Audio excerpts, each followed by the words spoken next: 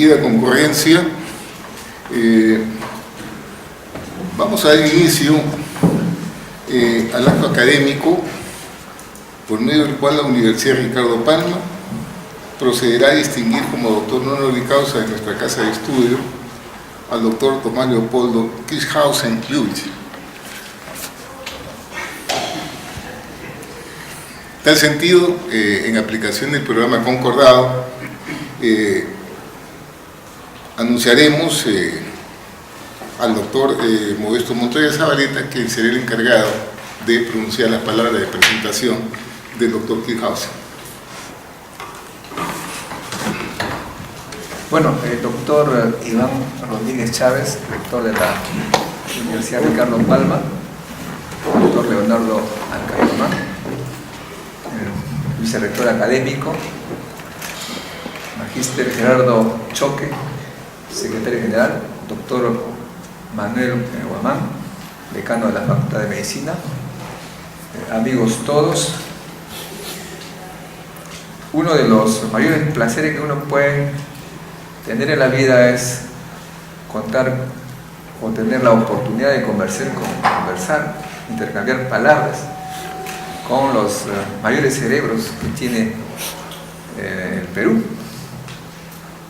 y los que han demostrado a lo largo de su vida una serie de cualidades extraordinarias y también actos concretos de esta característica. Tom Kirchhausen justamente es una de estas personalidades de las cuales muchos de nosotros estamos orgullosos de tenerlo más o menos cerca. Está en el norte, pero regularmente viene. A Tom lo conocí en el Encuentro Científico Internacional hace algunos años, cuando él dictó una extraordinaria conferencia que se llama Células, Imágenes y Películas, que más o menos quiere decir lo que está indicado, es decir, hace películas sobre las células.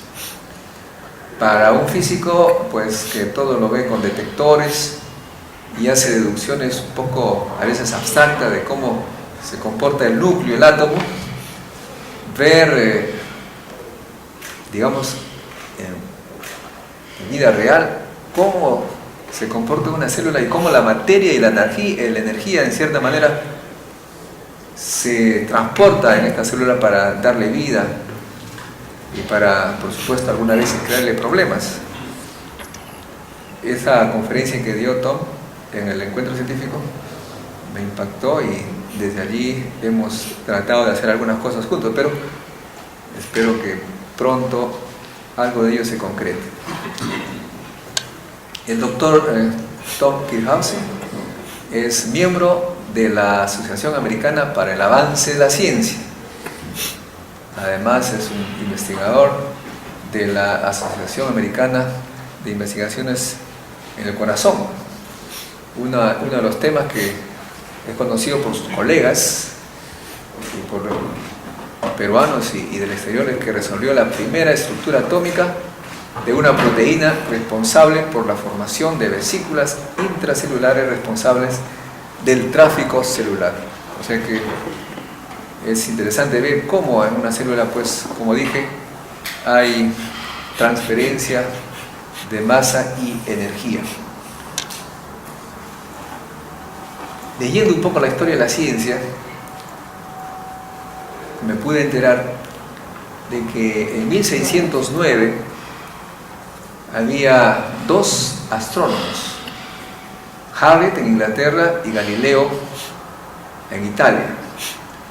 Harriot había construido un telescopio con aumento de 6 veces y Galileo con aumento de 20.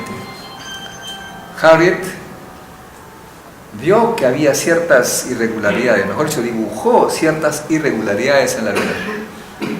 Pero los ingleses, que estaban acostumbrados a la literatura, no a la imagen, pues no supieron darse cuenta de que la Luna era irregular y no perfecta, lisa, como se creía por temas religiosos, digamos, creencias, cultura. En cambio los italianos eran más imágenes. Ahí está pues todos los grandes hombres de la imagen, los escultores, los pintores, y más todavía que Galileo tenía un telescopio que aumentaba 20 veces, lo que le permitió a la misma época que Harriot decir que la luna pues era no solamente irregular, sino que tenía valles, quebradas, cerros, e incluso llegó a calcular que había montañas de 6.000 metros, que entonces eran más altos que los más altos del mundo, bueno, por lo menos entre los más altos. Esto se debió básicamente a que Galileo era un gran científico que se preocupaba por estudiar con más detalle, con la mayor tecnología posible, los eventos que en esa época estaban en la actualidad, que era la astronomía. Pues Thom, igual que Galileo, pues tiene esa pasión de utilizar la tecnología que permite ver con microscopios especiales qué está pasando dentro de la célula. Introdujo la metodología de descubrimiento y uso de inhibidores farmacológicos de transporte al interior celular con aplicaciones de control en infecciones biliares. Dio la primera visualización de células vivas y en tiempo real de moléculas responsables de la maquinaria de internalización de transferrina, LDL y virus como retrovirus, entre otros. Lo interesante de Thom, la parte científica, seguramente que está en la resolución del rectorado y que su producción es realmente extraordinaria, pero para mí lo que más me ha llamado la atención es su personalidad y su pasión por hacer las cosas de la manera más eficiente posible. Por eso averigüé con sus amigos que él pertenecía a un grupo en San Marcos, algunos de los cuales están acá. Este grupo pues siempre estaban juntos, y cuando ocurrió el terremoto de Huaraz, con todo lo que eso significó, se fueron allá a Huaraz para ver qué se podía hacer por ayudar a los damnificados. Encontraron obviamente un caos total. Nadie movía algo, todos estaban desorientados, incluyendo los que llegaron a ayudar, excepto Thom, que inmediatamente, sin que haya habido elección democrática o algún cargo del gobierno o del Estado, comenzó a organizar y a dar órdenes. Entonces los compañeros de Thom dicen que se convirtió en un jefe, y de paso a ellos los convirtió en subjefes, de modo que funcionó esa tarea, esa operación, digamos, de una manera mejor que las que estamos acostumbrados a hacer de forma anticipada y planificada. Esa es la personalidad de Thom, que una vez que decide hacer algo, lo hace realmente con todos los mecanismos que le permite su personalidad y sus amigos. En los años 70, cuando los universitarios peruanos eran de izquierda, de derecha, partidarizados, Izquierda Unida, APRA, trotskismo, etcétera, etcétera, etcétera, siempre dando su particularidad, Thom no era partidarizado, no tenía partido, pero eso no significa que no le interesaba la política.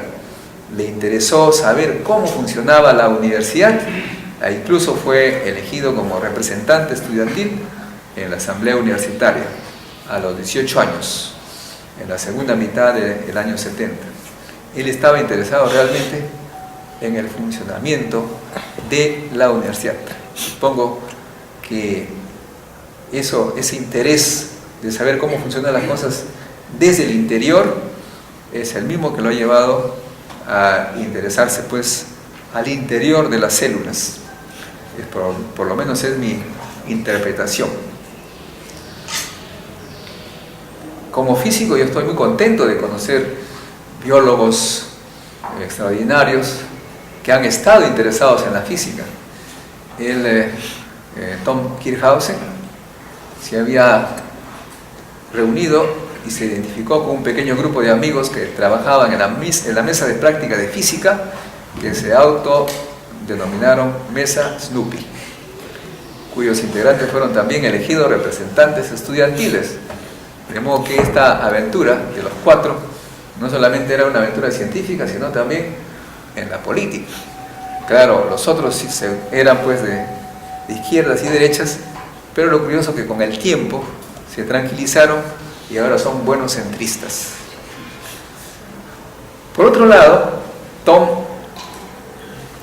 siempre recuerda a este grupo, la Mesa Snoopy, y lo ha señalado en algunas oportunidades, que se acuerda siempre de estos momentos y los califica como las épocas más felices, ¿no?, de su vida.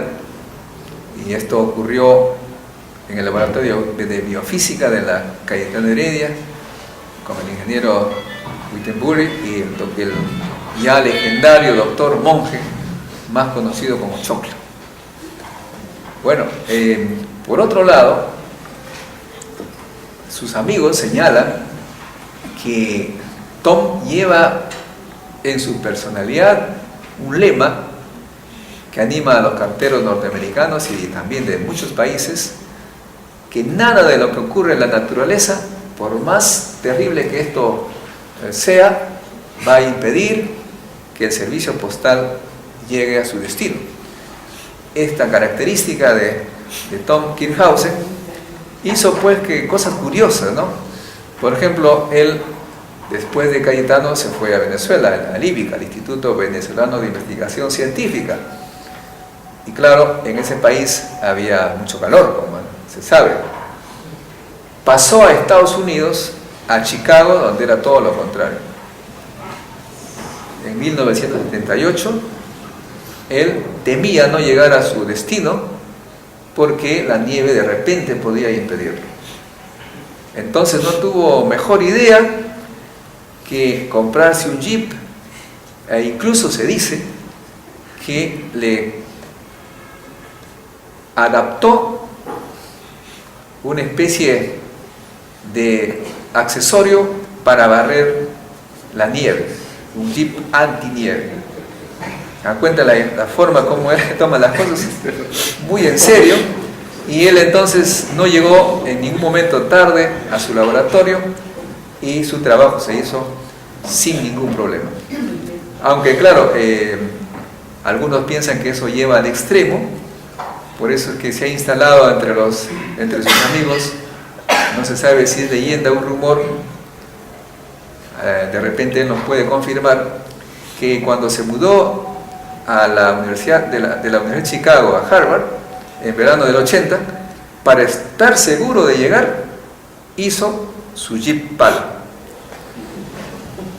Ese es Tom Kirchhausen, y creo que estas fotos que están ustedes observando son varias de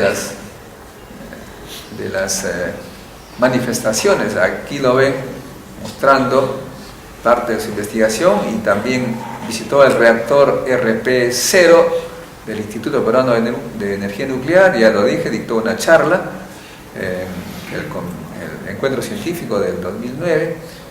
Y lo interesante también es que con él hubo en algún momento, después del encuentro científico, la idea de instalar en el Perú algo similar a lo que él tiene en Harvard, un laboratorio de microscopía avanzada. Sin embargo, los reglamentos y las normas, que muchas veces son contraproducentes en el Perú, que señalan que un instituto nuclear no tiene por qué preocuparse de esos temas, poco que comenzaron a controlarnos desde arriba, y el tema se frustró. Sin embargo, creo que ahora que han comprendido los que sucedieron, que los institutos del mundo son interdisciplinarios y multidisciplinarios, todavía es tiempo para que esto sea una realidad y podamos contar en el Perú una facilidad como él tiene. Dicho sea de paso, Tom Kirchhausen es director del programa de medicina de la Escuela de Medicina de Harvard con Portugal. Este programa, entre sus objetivos y sus funciones, es el de capacitar a los médicos, a los investigadores de Portugal. Sería interesante que un programa similar se instalara entre Harvard y Perú, pero eso seguramente requiere del apoyo de las autoridades, en este caso de la Universidad Ricardo Palma, que estoy convencido que no van a dudar en iniciar estos esfuerzos. De modo que, gracias Tom por todo lo que has hecho por el Perú y darnos ánimos y mostrar que los peruanos, como dicen los cusqueños, también pueden. Muchas gracias.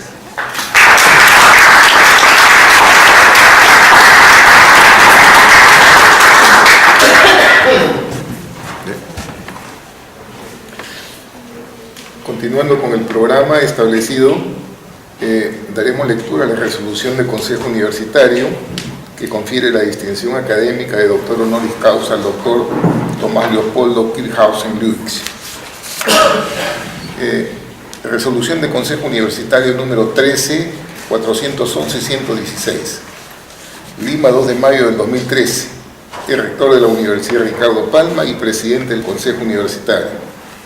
Vista la propuesta del señor rector, solicitando al Consejo Universitario confiera la distinción académica de doctor honoris causa de la Universidad Ricardo Palma al doctor Tomás Leopoldo Kirchhausen Lewicz, considerando que la Universidad Ricardo Palma tiene entre sus fines contribuir a la formación integral del hombre y a la transformación y el desarrollo del país, así como al logro de una sociedad justa, conservando, acrecentando y transmitiendo la cultura universal con sentido crítico y creativo, afirmando preferentemente los valores nacionales y sociales, formando humanistas, científicos y profesionales de alta calidad académica de acuerdo a las necesidades del país. Que el doctor Tomás Leopoldo Kirchhausen, bachiller en biología por la Universidad Peruana Cayetano Heredia, magíster en biofísica por la Universidad Peruana Cayetano Heredia, PhD en biofísica y fisiología por el Instituto Venezolano de Investigaciones Científicas, es investigador principal del programa de medicina celular y molecular en el Hospital de Niños, Boston, y director del programa de la Escuela de Medicina de Harvard, en Portugal, sobre investigación translacional e información. Que entre las publicaciones del Dr. Tomás Leopoldo Kirchhausen se citan Protein Organization in Clathrin Tremors, Clathrin Cakes, Uncoated Vesicles, Molecular Particles in Live Cells by Machine Learning.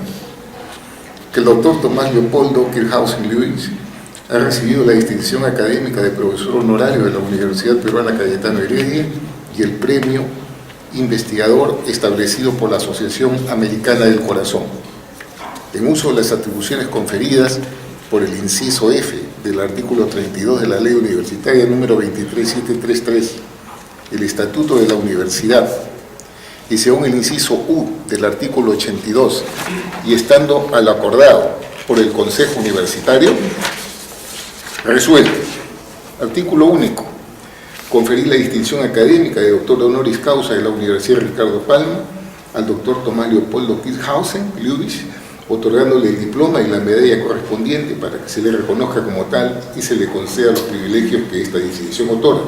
Regístrese, comuníquese, cúmplase y archívese. Elibar Rodríguez Chávez, rector y presidente del Consejo Universitario. Samuel Gerardo Choque Martínez, secretario general y secretario del Consejo Universitario.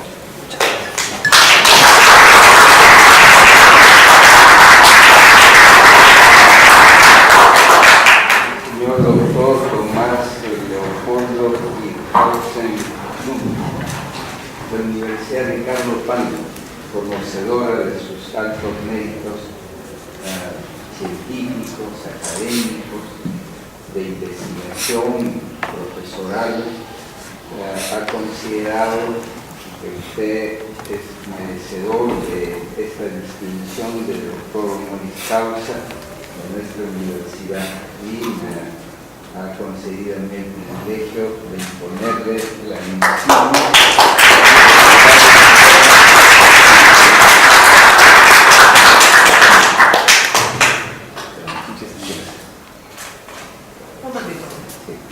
En la medallita, decimos, perfecto, genial.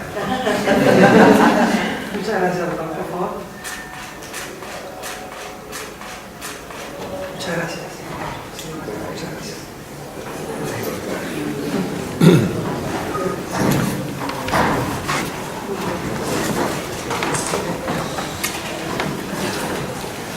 Bueno, luego de la entrega del diploma y imposición de la medalla de doctor honoris causa de la Universidad Ricardo Palma, pasaremos a disfrutar de la conferencia magistral del doctor Tomás Leopoldo Kirchhausen, titulada La belleza y la utilidad de imágenes y películas científicas.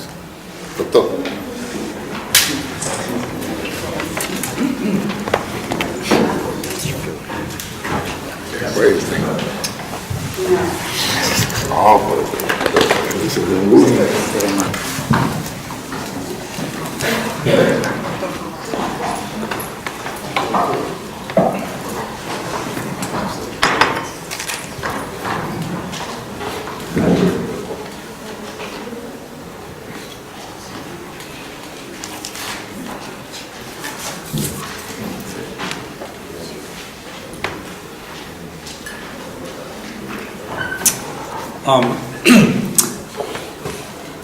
No hay nada más complicado que tener una ceremonia de este tipo, por lo menos para mí, cuando la gente dice un montón de cosas, ¿verdad? Creo que hubo un detalle que sí fue verdad, y ese fue el Jeep con el plow para la nieve, porque realmente sí compré un Jeep con el plow para mover la nieve, porque yo llegué de Venezuela, salí de Venezuela un miércoles, me acuerdo claramente. El fin de semana último lo había pasado en la playa, en el Caribe, y llegué a Chicago ese día miércoles, y el día anterior habían tenido una tormenta de nieve con más de 1 metro de nieve, ¿no? Y yo llegué sin casaca de invierno. No habían taxis para ir a la universidad, dije, qué locura, ¿no? Y llegar a los Estados Unidos y lo primero que me encuentro es nieve, sin ropa adecuada. Francamente que quería regresarme a Venezuela. No lo hice. Fue una de las decisiones que tomé de quedarme, y el resto como que es historia. Señor rector, doctor Rodríguez Chávez, señor vicerrector, doctor Guamán, señor decano de la facultad, señor secretario, queridos amigos, colegas, mi hermana está aquí. También tengo amistades de la famosa mesa Snoopy, el doctor Torrealba, el doctor Espejo, el doctor Proaño. He estado charlando con estudiantes de medicina. A todos ustedes quiero agradecerlos por haber venido esta noche. Para mí este es un momento muy especial por un número muy grande de razones. Primero porque yo salí del Perú cuando tenía 20 años. Yo tuve que tener un permiso especial del juez, porque en esa época 21 años era la edad de mayoría de edad. Tuve que dar un permiso especial para poder salir y poder hacer mis estudios en el IBI, en Caracas, donde fui a tomar mi doctorado, mi maestría y mi doctorado en ciencias, en biofísica. Yo empecé en Cayetano Heredia, medicina, y cosas de las ironías de la vida, empecé allá, tuve 3 años fabulosos en la universidad, y terminé no estudiando medicina. Cuando estuve enfrentado con anatomía, y con respeto a los médicos aquí, la verdad que decidí no hacer anatomía. No pude, francamente, aprender todos los nombres de los músculos y los huesos, etc. Bueno, no hice medicina, llegué a los Estados Unidos, hice mi posgrado y me ofrecieron un puesto de profesor en Harvard de anatomía. Así que la condición que me dieron es, bueno, tienes que aprender anatomía. Así que lo hice, aprendí anatomía por varios años, tomé los cursos, venía con los estudiantes. Finalmente me tocó ser profesor y, no me botaron de la universidad, quedé y continué luego desarrollando mi laboratorio y haciendo los estudios que Modesto ha mencionado. Yo creo que exageró también mucho lo que él dijo, ¿no? Cuando yo llegué a los Estados Unidos, cuando llegué a Harvard, ese es en el año 78, los conocimientos en esa época de biología celular eran bastante limitados con respecto a cómo las células se comunicaban con el espacio, cómo se alimentaban, cómo, por ejemplo, si uno tenía una célula que se había transformado y estaba creciendo con un cáncer, por ejemplo, de la mama, y estaba el receptor de la EGF, cómo se perdía el control de este receptor y las células empezaban a crecer de manera muy rápida. Hubo dos médicos, Mike Brown y Joe Goldstein, que habían descubierto el receptor del mal colesterol, la LDL, y eventualmente recibieron el premio Nobel por ese trabajo. Y eso era uno de los tópicos, digamos, excitantes y estimulantes en esa época. Y se había encontrado que el receptor de la LDL, en una proteína que está en la superficie celular, capturaba la LDL al mal colesterol y lo tomaba, lo pasaba dentro de las células, y era la manera de controlar el nivel de LDL en la sangre. Y se había descubierto en esa época que había una maquinaria, había una especialización celular, una especie de como vesículas que se formaban, unas invaginaciones que se formaban en la superficie celular, que se habían especializado para tomar esas lipoproteínas. Bueno, a mí me fascinaba esto, me fascinó, y yo decidí resolver la maquinaria responsable de este sistema. Fue mi decisión de enfocarme el resto de mi vida a hacer este trabajo. Bueno, han pasado 30 y pico años y sigo trabajando en esto. Hemos tenido avances, resultados que han sido hechos en parte por mi grupo, una gran parte por otras personas en el mundo, y todos hemos estado trabajando para entender cómo funciona este sistema. Yo lo que quiero hacer hoy día es, de manera muy sucinta, darles ciertos pequeños ejemplos de lo que hemos aprendido. Resulta que esta maquinaria es no solo la maquinaria que se usa para ingestar el mal colesterol, la LDL. Muchos viruses usan este sistema para ingresar a las células e infectar. Es el mecanismo de control para factores de crecimiento. Si esto falla, las células crecen y hacen cáncer. Nuestros cerebros, cuando tienen sinapsis y tienen las vesículas sinápticas y sueltan los neurotransmisores, es necesario recapturar la membrana de la sinapsis al interior celular. Se usa también esta maquinaria. Es un sistema, en otras palabras, totalmente general. Todas las células que tienen un núcleo la tienen, y esto no solo es células animales, sino también las plantas y los hongos. Es completamente general. Yo lo que voy a hacer hoy día es darles como snapshots, una síntesis de ciertos elementos que hemos observado. No voy a darles una presentación, digamos, que discuta todos los pasos involucrados, pero lo que quisiera hacer es representar o presentar ciertos aspectos que son importantes en el sistema. Ahora, el título de la charla es Imágenes y su importancia en ciencia. Y la razón por la cual escogí ese título es porque van a ver, a medida que presente la charla, que hay cierto tipo de imágenes y cierto tipo de películas que a nosotros nos ha influenciado muchísimo en la manera como pensamos en este problema. Lo que yo quisiera hacer es mostrarles algunos de estos ejemplos. Voy a empezar con una primera película que no tiene nada que ver con células y no tiene nada que ver con ciencia, pero tiene que ver con ciencia en cierta manera, porque la película va a mostrar estudiantes de un curso al cual yo estuve dando clases hace unos años, en una piscina, están nadando y van a representar el proceso biológico que les voy a discutir. Así es como voy a empezar. En el medio de la charla van a ver algunas películas que hemos tomado de cómo entran viruses dentro de la célula. Les voy a mostrar también unas fotos, los snapshots que hemos tomado a nivel atómico y molecular. Esto fue algo que me tomó 25 años, desde que tomé la decisión cuando empecé a hacer mi posgrado hasta que lo conseguimos en los años 98, 99. Y voy a terminar con una animación en 3 dimensiones, es como Pixar, ¿no? Que tiene también un poquito de música que resumen lo que hemos aprendido en todos estos años.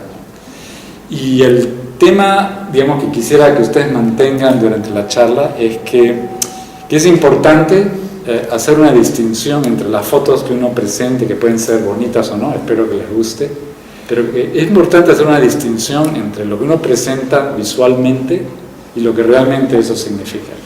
Entonces, nosotros pensamos que es importante mantener la distinción entre la presentación visual y la imaginación. Sin embargo, los dos están totalmente relacionados y a nosotros nos influencia mucho la manera como hacemos nuestros experimentos.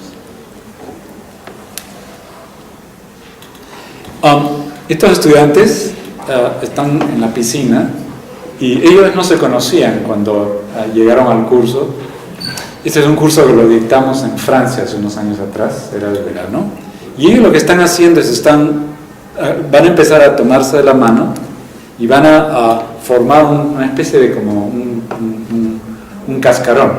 Este cascarón representa el cascarón proteico que forma estas vesiculitas que van a tomar el mal colesterol y las lipoproteínas y los virus dentro del interior celular. Entonces imagínense que se está formando el cascarón y han ingresado. Entonces hay 2 características importantes en esta película. Primero, que tomó más o menos 60 segundos en hacer toda esta reacción, y es el tiempo que toma en hacer estos cascarones, estas vesículas en las células humanas y en plantas. Y la segunda característica que es muy importante para nosotros que hacemos estos experimentos, que ellos no se conocían, y cuando se empiezan a agarrar, el contacto entre las manos es muy débil, en realidad, ¿no es cierto? O sea, si yo les tomo la mano y jalo, se suelta inmediatamente, ¿no? Sin embargo, aquí han sido capaces de mantenerse unidos hasta que forman este cascarón. Y esta es una característica también muy importante, de los procesos biológicos. En general, los contactos son muy débiles y ocurren porque están sucediendo de manera simultánea y es como si fuera velcro, ¿no? que se aguanta la reacción, y también hay coordinación en el proceso. Entonces, estas son características muy importantes de biología.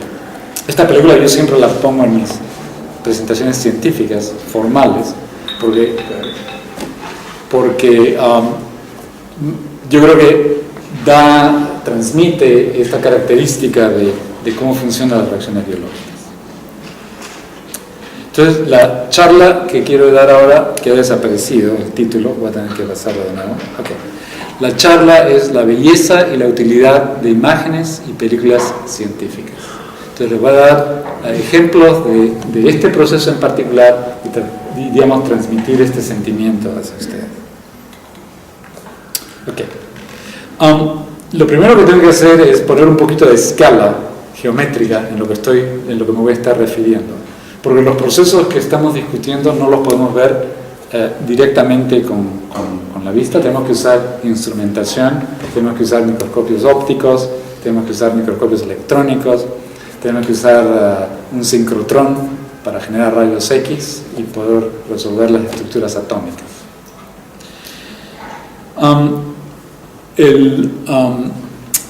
Digamos, lo que voy a tener una representación de objetos de distintos tamaños. Si este fuera un grano de café, aquí lo que pueden ver es una ameba. Entonces, lo que lo estoy haciendo es magnificar objetos con distintas escalas. Este es, por ejemplo, un huevo humano que tiene 130 micras, eso todavía se puede ver con los ojos. Una célula ya es difícil, esto ya no se puede ver visualmente, son 30 micras. Un espermatozoide más pequeñito. Un cromosoma viene a ser ya un par de micrones, es imposible verlo con ojos, hay que usar un microscopio óptico para verlo. Seguimos reduciendo el tamaño. Tenemos la mitocondria, por ejemplo, o lisosomas, son organelas similares al tamaño de una bacteria, también del orden de los micrones. Esto se puede ver todavía con microscopio óptico y ya es necesario usar el microscopio electrónico. Aquí están representados virus, por ejemplo el virus de la influenza, o el virus del HIV, o el virus de la hepatitis. Con esto ya no se puede usar microscopio óptico, realmente hay que usar el electrónico. Podemos ver moléculas, ya sea con microscopio electrónico especializados, o podemos usar métodos de cristalografía para ver a nivel atómico las moléculas. Y finalmente tenemos moléculas. Y en este rango ya estamos hablando de angstroms, que son 10 a la menos 10 de metro, muy pequeñito. Entonces, nosotros quisiéramos estudiar en todo este rango, desde el lado macroscópico hasta el lado microscópico, y tenemos que usar distintos métodos simultáneamente para poder hacer la integración de las observaciones. Desde el punto de vista de tecnología, usamos para ver, cuando estamos mirando átomos o moléculas que son en el rango de 0.1 a 30 nanómetros, que es 10 a la menos 9 de metro, generalmente usamos métodos cristalográficos. Hacemos cristales, los irradiamos con rayos X, tenemos que usar matemática y podemos resolver la estructura atómica de las moléculas. Si estamos observando un virus, los virus son más grandes, son del orden de 30 a 200 nanómetros. Aquí podemos ya usar microscopía electrónica. Este término, vesícula cubierta, son estos cascarones que nos representé con la película al inicio, que van a ver en unos minutos cómo deforman la membrana que rodea la célula y es cómo se capturan los viruses o el LDL o factores de crecimiento. Y bueno, para ver células que son mucho más grandes, podemos usar directamente microscopía óptica. El tipo de trabajo que yo he estado haciendo en mi laboratorio se ha enfocado en gran medida en cómo ingresan objetos a las células de nuestro cuerpo. Nosotros podemos tener, o sea, si yo represento con este esquema una célula, objetos grandes que ingresan son, por ejemplo, bacterias, y generalmente ellas ingresan por fagocitosis, un mecanismo complejo que todavía no se entiende muy bien cómo funciona. Otra manera de introducir objetos son por este proceso que se llama endocitosis, y este es el proceso por el cual que se usa para capturar viruses, LDL, transferina, y esta es la maquinaria que yo he estado trabajando estos últimos 35 años. Esta cosita chiquita que está aquí no se puede ver con un microscopio óptico, se puede ver con un microscopio electrónico, y esta cosita chiquita, que es la que captura las macromoléculas que ingresan a organelas, que son especializaciones internas, son los endosomas y los lisosomas. Estos objetos toman más o menos 60 segundos en formar.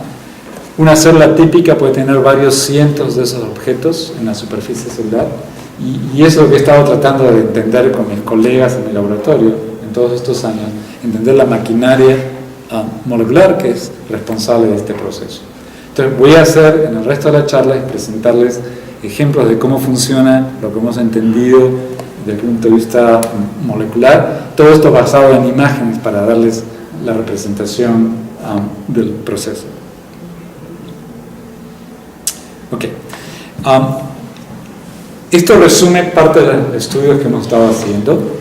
Este es cómo ingresa un virus, en este caso es un reovirus que da diarrea. Esta es la representación del virus. Este virus ha sido resuelto a nivel atómico. Todos los elementos que ven ustedes aquí son reales desde el punto de vista de las transformaciones que existen en el virus. Este es un virus que está por pegarse a la superficie del intestino, está reconociendo sus receptores, y ahora lo que hemos visto es mirar desde dentro de la célula. Entonces, el virus está en esta invaginación, ya no podemos ver el virus, y estas son las moléculas que se están ensamblando y están formando el cascarón que deforman la membrana y que permiten capturar el virus para que ingrese dentro de la célula. Ahora, esta simulación representa el proceso de internalización y está basado en todos estos estudios que hemos hecho en mi laboratorio y en otros en los últimos 30 años para entender los detalles de este sistema. Entonces, esta molécula, por ejemplo, que está llegando aquí es la molécula de clatrina. Esa molécula es muy grande, tiene más o menos 6.000 aminoácidos, es gigantesca. Tiene un peso molecular de prácticamente 2/3 de millones de Daltons, La molécula de agua pesa 18, esta molécula pesa 640.000, y toda esta estructura tiene un peso de más o menos 22 millones. Y esto hemos sido capaces de visualizarlo tanto a nivel atómico como a nivel molecular. Entonces, esta simulación resume cómo pensamos en este momento en el proceso. Entonces, hay muchas moléculas que se están uniendo, se están separando, y el esfuerzo que hemos tenido que hacer es tratar de entender cómo funciona esto. Claro, esto resume el trabajo de muchos años en cuestión de algunos segundos. Ok, ahora me paso a ciencia de verdad. Y este fue uno de los primeros experimentos que hicimos en mi laboratorio para ver infección en tiempo real. Antes de esta película uno sabía que uno tenía un virus, uno podía infectar células, y si uno lo hacía esto en una persona o en un animal, se enfermaba. Uno podía también hacer esto en el laboratorio, uno podía tener células en cultivo, uno podía poner el virus, y si es un virus muy tóxico para las células se mueren. Entonces es una indicación que hubo infección. Pero no había sido posible ver la infección en tiempo real y realmente ver el ingreso de la partícula viral a la célula. Hace unos años decidimos estudiar este problema, y lo que hicimos fue dos desarrollos técnicos en el laboratorio. La primera fue ser capaz de coger el virus del riovirus, marcarlo químicamente con una reacción química para que tuviera una molécula orgánica en la parte externa del virus, de manera tal que si uno lo irradiaba con luz, emitía fluorescencia de color rojo. Entonces es la partícula que vemos aquí. Y el otro truco fue coger células y modificar el genoma de esa célula para que una de las proteínas, la que estaba marcada con una pelotita en la película anterior, tuviera una proteína que se llama la proteína de fluorescencia verde, GFP, que también cuando uno la ilumina con luz, bota o fluorece con luz verde. Entonces, tenemos una célula que tiene dos marcadas, una proteína interna de color verde y el virus de color rojo. Esta es una película que la hemos tomado con un microscopio óptico, le hemos puesto una cámara muy sensitiva, que es como una cámara de las smartphones que tenemos, pero esta cámara ahora es tan sensible que puede detectar la presencia del virus en cuestión de milisegundos. Entonces, esta es una película tomada en la superficie externa del virus. El virus se ha pegado a la célula, y cuando entra al círculo blanco es donde está siendo capturado por el cascarón proteico que lo vimos en la simulación. Entonces, lo que se ve aquí es el virus que se ha pegado a la superficie celular, difunde a una parte de la célula, es capturada e ingresa. Sabemos que ha ingresado porque se pierde el color, se pierde la colocalización, y tenemos el virus que ahora ingresa directamente a la célula. Esta fue la primera película que conseguimos que muestra el primer paso de infección a una célula. Es, digamos, el primer paso de infección. Ok. Si ahora veo el proceso con un microscopio electrónico, lo que ahora no voy a poder ver es la dinámica, pero lo que puedo ver ahora son elementos a alta resolución óptica. Esta parte de la célula es la superficie celular. Esta es una célula que ha sido fijada químicamente, se le ha tomado una sección muy fina a la célula y hemos puesto la lámina en el microscopio electrónico. Esta es la invaginación, que la vimos en la simulación, y estas pelotitas negras, una de ellas corresponde a la LDL, al mal colesterol. Y este es el proceso que toma los 60 segundos en ser capturado. Ahora, esto es un poco difícil de entender, salvo el hecho de que tenemos objetos que han sido capturados. Podemos cambiar la tecnología que usamos en microscopía electrónica, y esta tecnología nos permite ver la superficie de este cascarón. Y si hacemos ese experimento, se ve este tipo de imágenes. Estas cascarones están hechos de hexágonos y pentágonos, como si fuera los hexágonos de donde crece la miel, perdón. ¿Ah? De una malla. Esto es terrible. Esta es otra confesión que tengo que hacer. Voy a interrumpir aquí. Cuando yo era estudiante y venían profesores de los Estados Unidos a dar las charlas y las daban en una especie de inglés español horrible, a mí me fastidiaba un montón. Cuando yo vine a dar charlas al Perú, al principio me era imposible dar las charlas, tampoco no tenía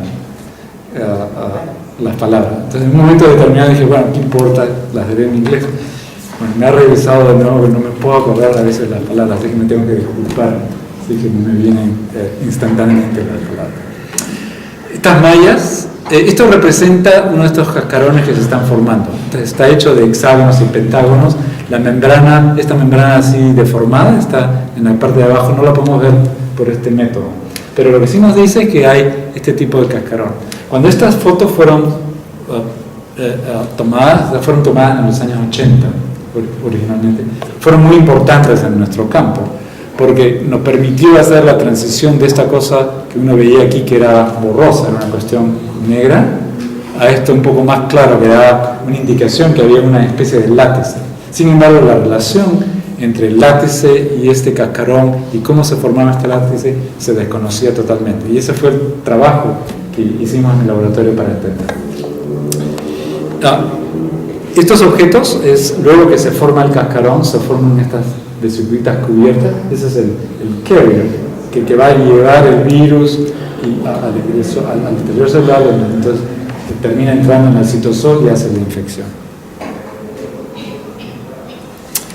El proceso que estudiamos nosotros sucede aquí en la superficie y está basado en esta molécula que se llama clatrina, que tiene esta forma de triskelion, y forma este cascarón. Entonces, nosotros encontramos estas imágenes junto con un colega, Ernst Ungewickl, estamos hablando, les estoy diciendo, en el año 1980 fue cuando descubrimos esto, e inmediatamente nos dimos cuenta que esto era lo que era responsable de hacer estos cascarones.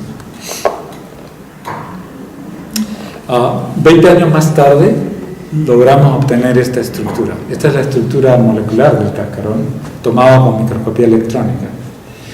Y esto fue hecho por un estudiante, Alex Foten, era un estudiante de biofísica nuestro, estaba sacando el doctorado, le tomó un par de años hacer este trabajo y terminamos obteniendo este tipo de imagen. Ahora esto es un poco nebulósico, realmente no se ven los detalles, salvo que tenemos los hexágonos y los pentágonos y hay unas rayitas que están haciendo la estructura. Podemos mirar esto con más detalle, entonces cuando hacemos eso, vemos este tipo de imagen. Es la misma imagen que la de antes, pero ahora estamos viendo en el detalle molecular. Voy a amplificarlo esto un poquito más. Y esto esta imagen que es como un zigzag de azul, es la cadena de aminoácidos que está haciendo esta proteína. Entonces, para poner un poquito de escala de nuevo, desde este punto a este punto, esta distancia, son 150 nanómetros. De aquí a aquí hay aproximadamente 2.000 aminoácidos. Es una cantidad enorme de material, muy complejo. Y el peso molecular de toda esta estructura son 22 millones de Daltons. De nuevo, el agua es 18.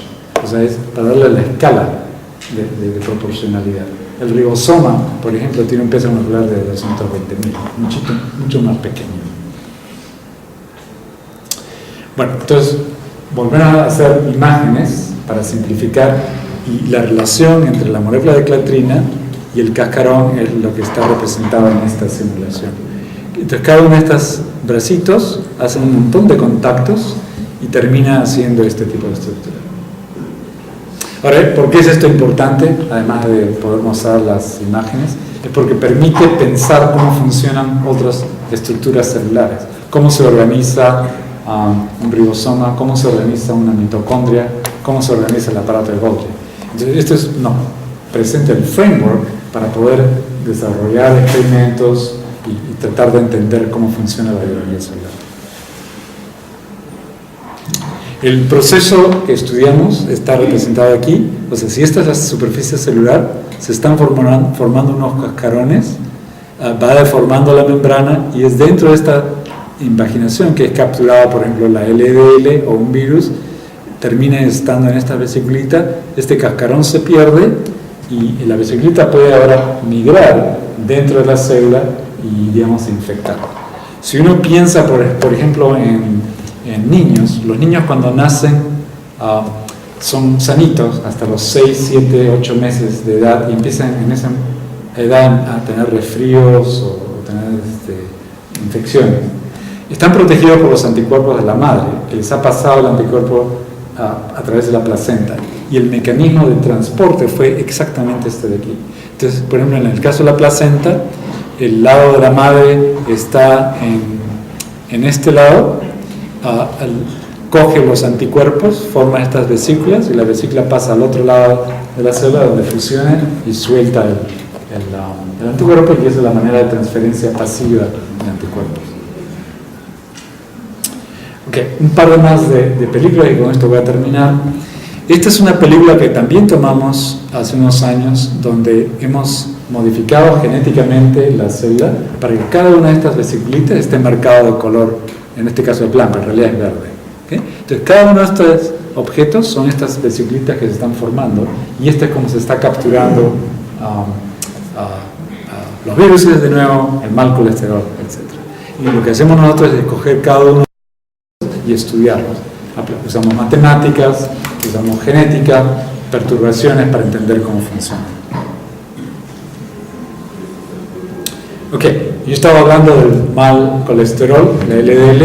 Esta de nuevo fue el primer ejemplo donde pudimos ver cómo se captura la LDL. Aquí la LDL es de color rojo, la clatrina está de color verde, y aquí en esta zona marcada por el ciclo es la parte dorsal de una célula que nos estamos tomando la película.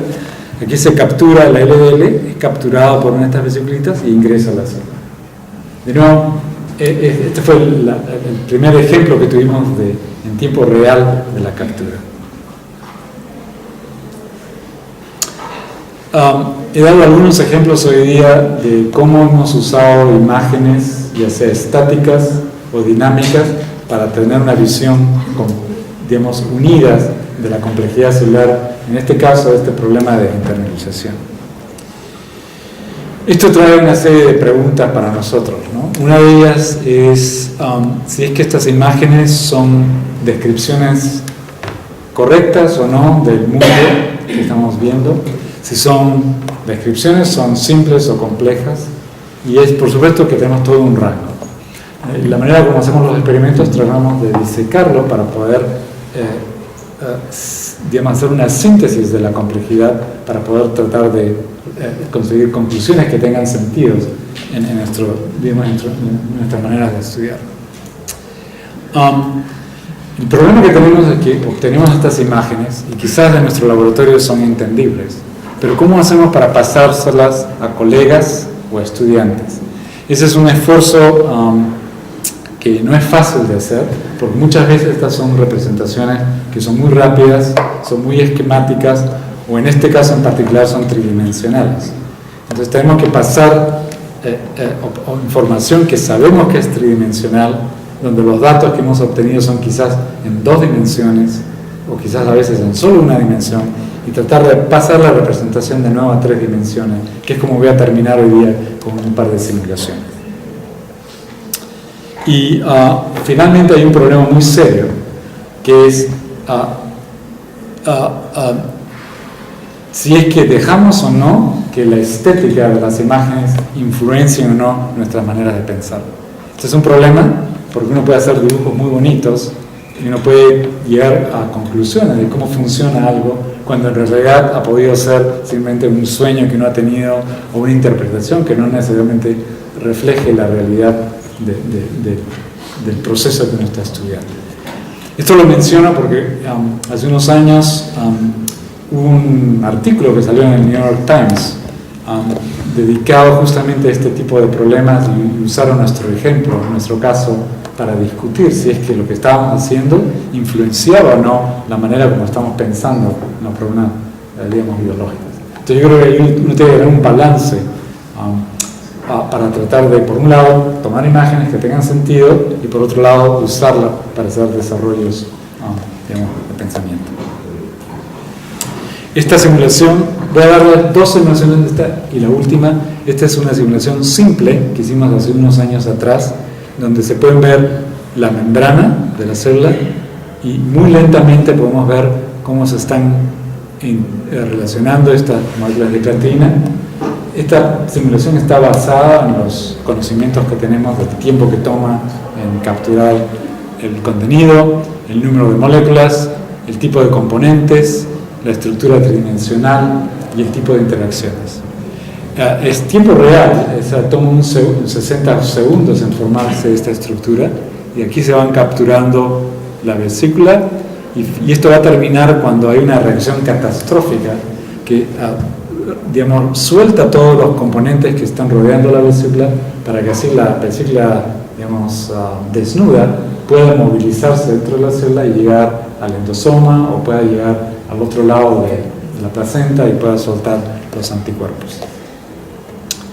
Para finalizar,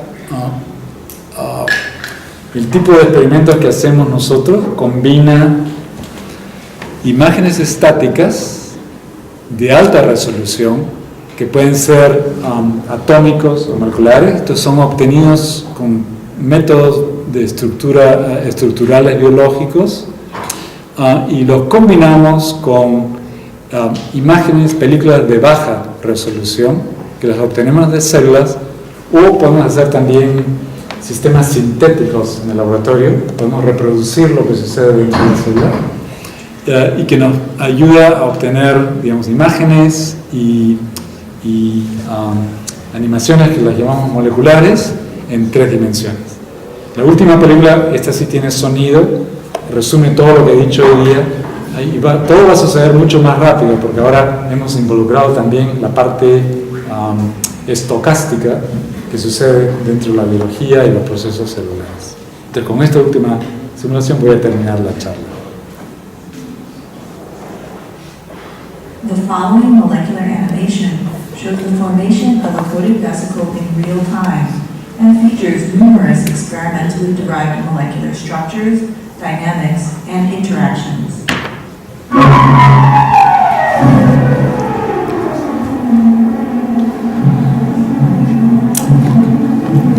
Lo que ven aquí es la parte interna de la célula y estas son las moleculitas que vimos más lento. Ahora es en tiempo real, con los movimientos reales que tiene dentro de la célula.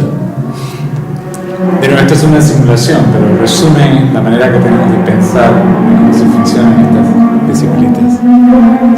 Y la idea es de que otros procesos celulares se forman de manera similar en la célula.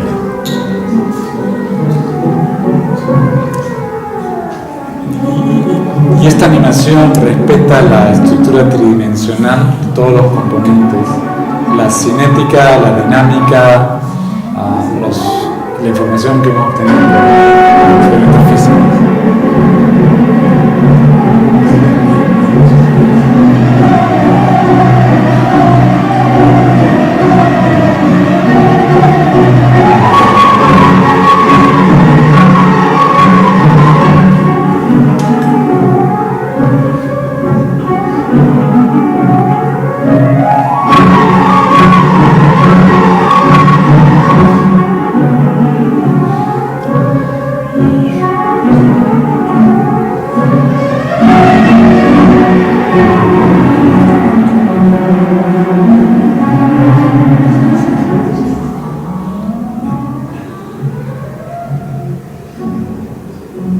Con esto quiero finalizar la charla. Quiero agradecerles a todos ustedes por haber venido aquí, a la gentileza de todas las autoridades de la universidad por haberme dado este honor tan grande, al doctor Montoya por haber sido el trigo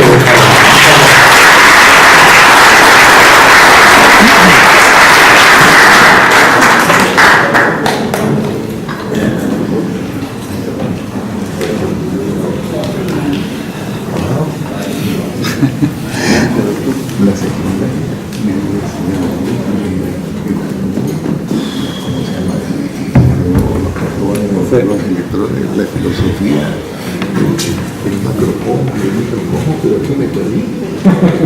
Es un mundo fantástico.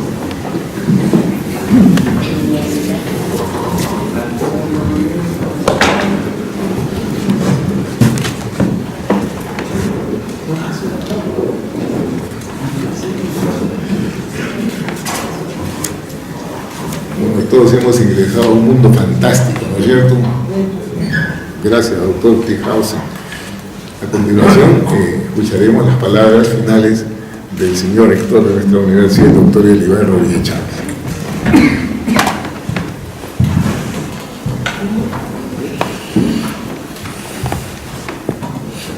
Muy buenas noches. Bienvenido, doctor Tomás Leopoldo Tijausen, aquí a esta universidad, a su país y a su familia, y a todas las amistades y a la nueva comunidad universitaria de la que pasa a formar parte. Bienvenido nuevamente. Bienvenidos a los invitados especiales, a los familiares, a los profesores.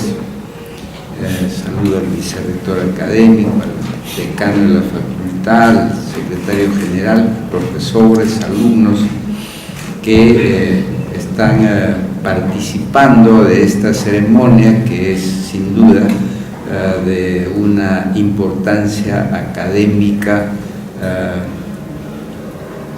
aquí, no solo para nuestra universidad. La relevancia que tiene toda la obra del doctor Tomás Kirchhausen es indudablemente enaltecedora, pero no solo para él, sino para todos nosotros. La semblanza, la resolución que se ha elaborado y que ha servido de fundamento para otorgarle esta distinción, que es la más alta en la legislación peruana, pues ya retrata de cuerpo entero de toda su valía académica, su valía como investigador, como profesor y también como persona. A nosotros nos regocija de manera especial por los contextos que podríamos señalar. Un primer contexto es que las ciencias no están dentro de las escogidas para los estudios, para la formación profesional aquí en el Perú. Recién está tomando impulso. Algunas estadísticas señalan que de los egresados de secundaria es aproximadamente un 30% que escoge carreras de ciencias y el 70% va por las humanidades, las ciencias sociales o lo que tradicionalmente se denomina letras, ¿no? Puede haber razones culturales, históricas. Hay que recordar que en el Perú las dos profesiones universitarias que vienen y que tienen todo el tiempo de la existencia de la Universidad de San Marcos han sido teología y derecho, y la menor, la otra era la de artes, ¿no? Porque medicina no funcionó sino desde el impulso de Hipólito Unanue, casi a finales del siglo XVIII. Todo el tiempo anterior no tuvo actividad la enseñanza de la medicina, y naturalmente hay una justificación y una explicación histórica, porque la masa de la población peruana se hacía atender en sus enfermedades por los curanderos, ¿no? Porque la gran masa era la nativa, que era la masa a la cual no le llegaba los beneficios de la cultura occidental y seguían curándose folclóricamente. El virrey traía su físico de España y ese físico servía para atenderlo a él y atender a la nobleza criolla que se había conformado aquí en Lima.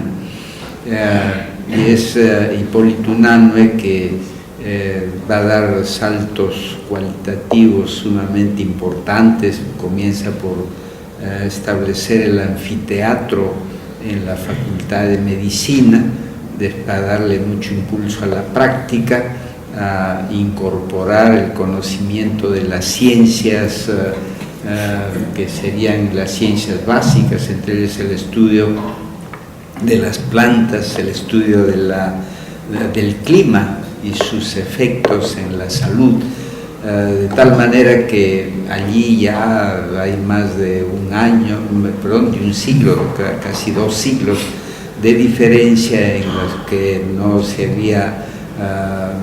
había expandido, difundido aquí en el Perú lo que sería la enseñanza de la ciencia a través de la medicina. Y si queremos dar otro salto, pues sería el de 1876, finales del 19, en que se va a establecer la Escuela de Ingenieros Civiles y de Minas con el trabajo de Eduardo de Havish,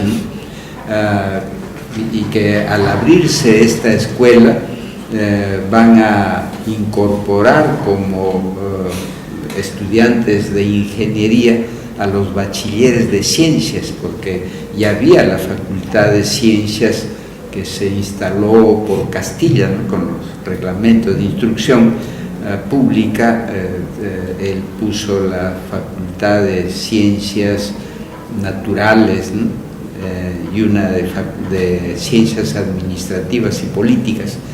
Entonces, allí sería el otro salto de la enseñanza y la formación en las ciencias en el Perú, con la grave interrupción que 3 años después de fundada esta escuela, con grandes profesores que había traído Havish de Europa, estaba acá Raimondi también va a ser incorporado como profesor, Sebastián Barranca, que era otro científico destacado peruano, pero se va a interrumpir porque se produce la invasión chilena y destruyen y desmantelan no solo la Universidad de San Marcos, la Biblioteca Nacional, sino también la Escuela de Ingenieros, ¿no? Que tenía un laboratorio modelo que había traído Havish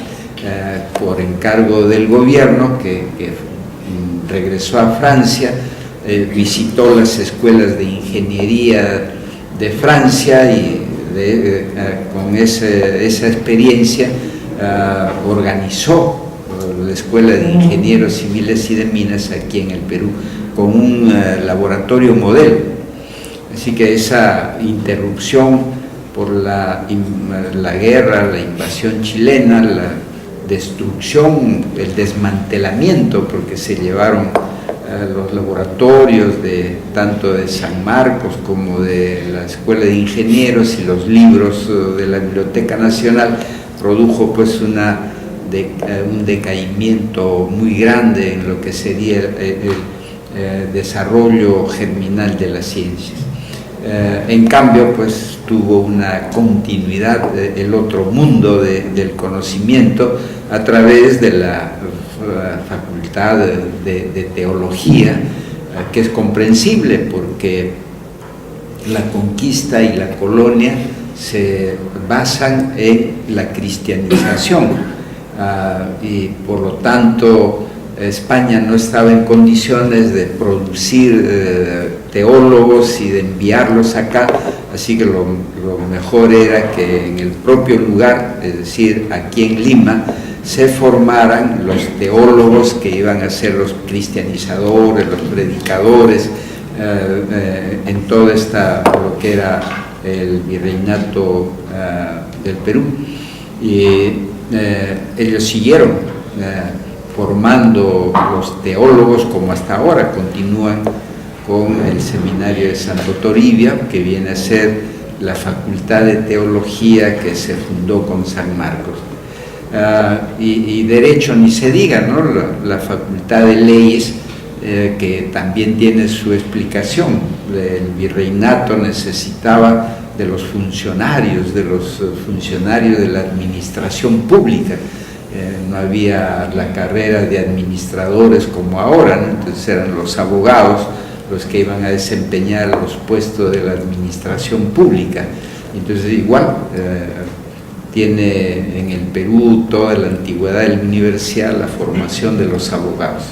Entonces ya es de data reciente el impulso de por la presencia de las facultades, ¿no? Que se van poniendo en San Marcos química, se van poniendo otras especialidades, ¿no? Biología, veterinaria, es decir, se van instalando por las primeras décadas, por los mediados del siglo pasado, se van trayendo las nuevas carreras de ciencias y de esta manera pues también va incrementándose, ¿no? Al punto que en las cuestiones de género va a haber la primera doctora en ciencias y de medicina, que va a ser la doctora Dulanto, ¿no? Y así es que imagínense cómo se estaba propagando tan lentamente en la población. Y por supuesto que no era pues una elección muy aceptada socialmente para una mujer que hubiera estudiado ciencias en esos tiempos, ¿no? Ahora tenemos ya una mayor demanda, hay también una mayor oferta, hay un matiz apreciable de carreras de ciencias y de ingeniería que están indudablemente despertando vocaciones, porque algunas de ellas tienen una colocación en el mercado bastante segura y fija, ¿no? Por ejemplo, la ingeniería informática, electrónica, la ingeniería industrial y coyunturalmente en el Perú la ingeniería civil, por lo que está en auge la industria de la construcción. Seguramente que cuando ésta se deprima, haya cumplido su ciclo económico, otra vez se reducirá las vocaciones por la ingeniería civil. Siempre hay una relación entre mercado laboral, colocación, ocupación y las profesiones. No obstante eso, siempre ha habido también personas, aunque han sido minoritarias, que han escogido las profesiones de ciencias puras y que solitariamente pues han hecho trabajos que han permitido avances de esta, no solo en todo el mundo, incluyendo aquí en el Perú, ¿no? Hay figuras, Barton, el mismo Carrión, que siendo alumno hace ese experimento consigo mismo de inocularse la bacteria, pero así va a haber una relación de gente dedicada a la ciencia que ha hecho de ella un sistema de vida, un ejercicio disciplinado que nos salva el honor del Perú en cuanto a esta manera de contribuir al desarrollo de la social del Perú. En este panorama pues tenemos ahora una generación muy importante de peruanos que trabajan tanto aquí en el Perú como fuera del Perú, y en nuestra universidad con indudablemente muy eficiente y muy apreciada colaboración del doctor Modesto Montoya, que es nuestro profesor, nos permite que nosotros honremos como merecen peruanos muy distinguidos que están en las universidades de Estados Unidos o de otros lugares del primer mundo, realizando una labor muy destacada, ¿no? Hemos tenido al doctor Carlos Bustamante, también un peruano que está en Estados Unidos trabajando muy destacadamente en el campo de las ciencias, y también al doctor Camacho y al doctor Sarmiento, ¿no? Si no me equivoco. ¿Ah? Seminario.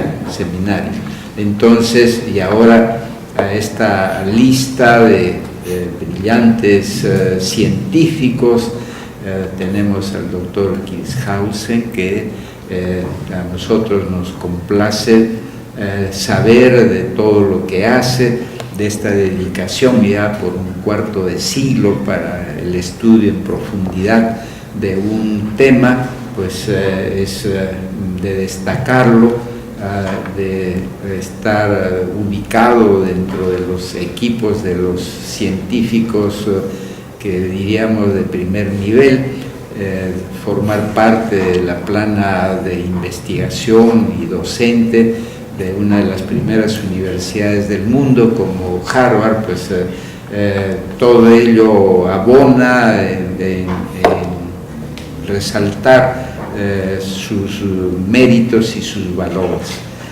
Por eso, doctor Kirshausen, quisiera que usted tome esta distinción no solo como de nuestra universidad, sino es del profesorado, de la juventud y de todo el Perú, que ven usted a un ciudadano muy destacado, que pone en evidencia que en el Perú hay talento, hay inteligencia, y de lo que se requieren son, por un lado, oportunidades, y por otro lado, esas decisiones, ¿no? Ese plan de vida, esos objetivos personales y esas decisiones que se toman de escoger un estilo de vida, un sistema de vida, ¿no? Porque la vida de un científico no es de contingencias, no es de circunstancias, sino es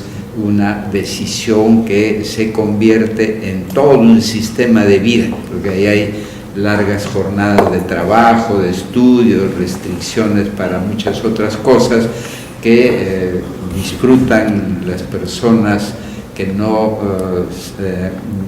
adoptan una forma de vida como la de una persona que se dedica con esta profundidad a las ciencias, en razón que las ideas, el conocimiento o los descubrimientos que consigan, pues no tienen horario, no tienen día hábil de trabajo, horario de trabajo, y esas iluminaciones se reciben cuando se está sentado tras del escritorio, ¿no? Sino es en cualquier momento, en cualquier lugar, y consecuentemente tienen que estar dedicados las 24 horas del día, de todos los días del año. Entonces, eso es indudablemente una elección muy encomiable y a la vez pues paradigmática, es ejemplar. Y en ese sentido, nuestra universidad, enterada de toda su labor, de sus logros, pues tiene que resaltarlos, y lo resalta de la manera que le corresponde a la academia, es decir, con una distinción como la que le estamos otorgando a usted muy merecidamente, ¿no? Y con todos los honores que le corresponden.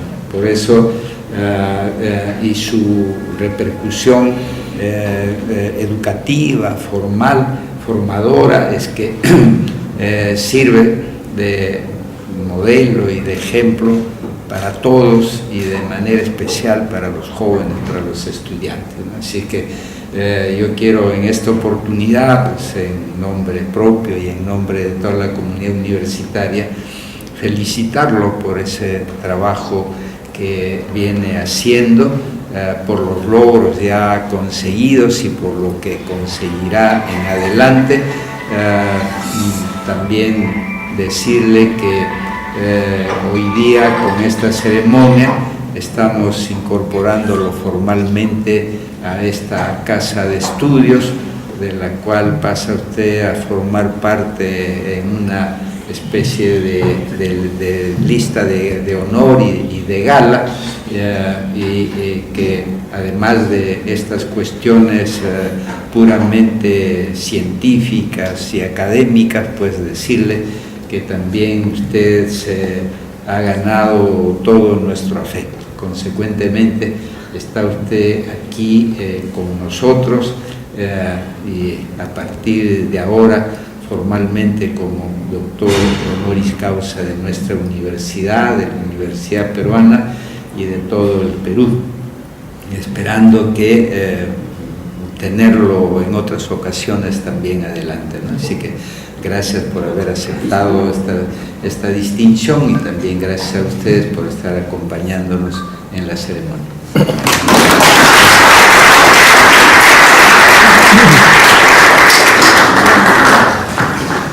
Distinguida concurrencia, la ceremonia ha terminado y la universidad nos invita a compartir un vino en honor del doctor Tom Kinhausen.